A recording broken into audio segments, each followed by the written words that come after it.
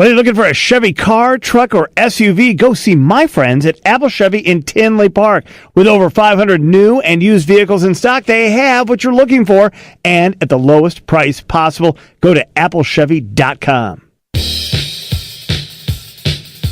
It's Midsummer's Night's Game on WGN-TV. Watch the Cubs as they set sail for Pittsburgh to battle the Pirates. That's Tuesday at 6 on WGN. Crack that whip. Oh, yeah. Little Devo. So, La La happens over the weekend. The emergency rooms are filled with kids who are overheating from Molly. There were, as predicted, there were some strange incidents. You had this rapper who encouraged his audience to rush the stage and then was told, no, you can't do that by the authorities, and they did anyway. And then they arrested him and charged him with inciting a riot. How about that? Welcome to Chicago. Hey, have you ever heard of Chief Keef? That would be like the arresting, like the sergeant. Undoubtedly, a white shirt has to deal with that. Sure. And the sergeant saying, you know this Chief Keef? You know what happens here? He can't. He's got to appear here by holograph because he's not allowed here. You want to be a knucklehead like that? You want to be a troublemaker? Is that what you want to be? I'm still a little surprised they didn't just go up there and say, "Hey, dude, stop!" But he was arrested, right? He had to cut short his entire performance and pulled off stage, essentially. Yeah, that is true. And so it was just the whole thing. It was both exciting and great, but also a little weird. And Greg Kot from the Chicago Tribune, he's the music and pop culture and rock and hip hop since 1990. This man has been writing about these things, doing it well. And Greg, let me just ask you. Now, I've heard a bunch of stories about Sir Paul and what happened at his performance. He was upset because apparently the bass line from the EDM stage was like literally undercutting them. So, yeah, it wasn't just undercutting. I would say overwhelming them. McCartney was getting ready to play like an acoustic portion of his set. So he did like 5 songs on an acoustic guitar, which was really cool. But the Perry stage, named after Lollapalooza founder Perry Farrell, it's all electronic music, a lot of DJ stuff, a lot of this new EDM stuff, and huge crowds, very boisterous crowd, and a gigantic sound system that just you can hear it quaking all over the park. So it's not that far from the main stage where McCartney was performing, and so he's doing getting ready to do the sensitive part of the show, like Blackbird or something, right? Wasn't he getting ready to do Blackbird when it happened?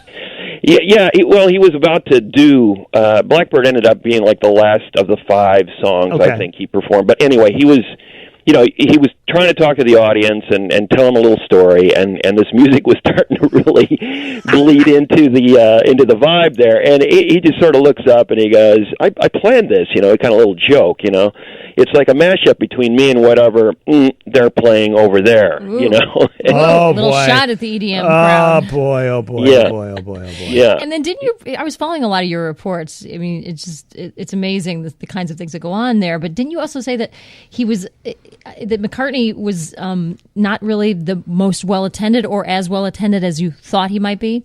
No, actually, the point I was trying to make in the piece and that I wrote this morning was that even though the vast majority of the acts on the bill on the festival and the most well-attended shows were generally appealing to an under 30 and probably under 25 audience. I mean, it's skewing far younger than it has since its very earliest days when it was a very different festival.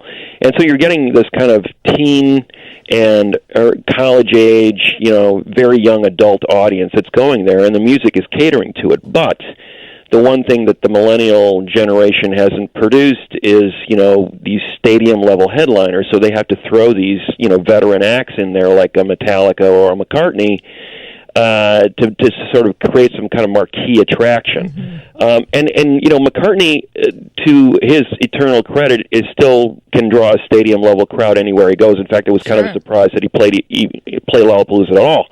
But he had a huge crowd. I mean, of the 100,000 people that were there on Friday, I'd say a good 80% were at McCartney. And at the same time, McCartney is an outlier in this lineup. I mean, he is certainly the only over 70 performer. He's one of the few performers over the age of 40 that performed there. So it's definitely You're making me feel really bad, Greg. Really, really bad. Well, people who complain about Lollapalooza, and I've got a lot of my friends who, say, hey, it's, who are these bands? And I said, if you know, then it's probably, if you know, it's probably a bad news for Lollapalooza, because they're not appealing. They're not trying to cater to the 40-year-old listener or the 50-year-old listener. They understand that this thing is going to change, and the people who are most excited about music and going out to see live shows all the time, and actually, frankly, just putting up with 10 hours in the baking sun, moving around from stage to stage, as a 19-year-old. I mean, it's Disney World for these people. And it's great. I think it's great for that we're doing an event like this in the city that is catering to that audience, because for a long time, for decades in Chicago, rock and roll and young people's music, that was deemed, the devil's music, and we want nothing to do with it. So, right, by Mayor Daley, the original Mayor Daley. Yeah. They're agitators. They're agitators. I guess that's the son too. I don't know. I have one voice for the entire Daily family. Well, Greg, thank you very much, man. Appreciate it. It is an interesting thing about McCartney. It is changing of the guard. It would be like when Chicago Fest, before Taste of Chicago, when Chicago Fest started, and they would have Sinatra play, and they would also have Cheap Trick play. Yeah. And even though Cheap Trick was very respectful of Sinatra, it was just one of those things where, like, well, why are they all here? This is grandpa's music too, and it was like, and so this is a different era. But this guy, just very quickly, this Travis Scott, the rapper who got arrested, he said this wasn't just like encouraging. He told the audience to climb over the barriers, and he told security wearing green shirts to get the F back, and told everybody to flip them off as they were taking over. Okay, now you understand. Yeah. Right. Well, the issue there is that he waited. He didn't wait till the end of his set to do that. It was, like the first few minutes of his set, so he barely got a chance to perform. And I'm out of here. And the next thing you know, you're being arrested and being charged with a crime. So it wasn't exactly the smartest move by Mr. Scott, I would say, and it really is a dumb thing to do on just any kind of level. When you're talking about a crowd that size, you just don't do that kind of stuff from the stage. It's an amateur. Greg, thanks very much, man. Appreciate it. Thank you, Greg. My pleasure. Thanks for having me on. Cott, you can read him in the Chicago Tribune. And he's great on Twitter too. The thing that gets me, though, is great about this is we'll play in the top 5. We'll play the audio. Wait till you hear this audio.